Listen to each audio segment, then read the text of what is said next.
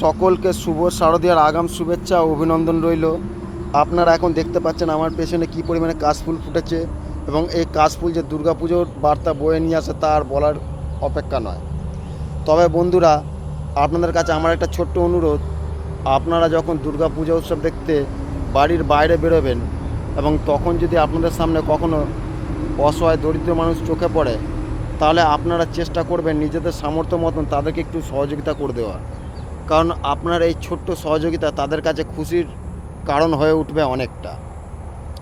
এছাড়া বন্ধুরা, সাবধানে চলাফেরা করবেন এবং লক্ষ্য রাখবেন আপনাদের অজান্তে যেন না কারো ক্ষতির কারণ হয়ে ওঠে বা দুঃখের কারণ হয়ে ওঠে। কারণ আমরা অনেক সময় বাজি ফটকা ফাটাতে যে অথবা মোটরসাইকেলে রেস করতে যে অনেকের অজান্তেই ক্ষতি করে থাকি। তা সেই দিকগুলো মাথায় রাখবেন, কারণ আমরা কখনোই চাইবো না নিজেদের খুশির কারণটা অন্য কারো কাছে দুঃখর কারণ হয়ে উঠুক। এই বলে বন্ধুরা, আমি আমার ছোট্ট বক্তব্য শেষ করছি। সকলেই ভালো থাকবেন এবং সুন্দর থাকবেন।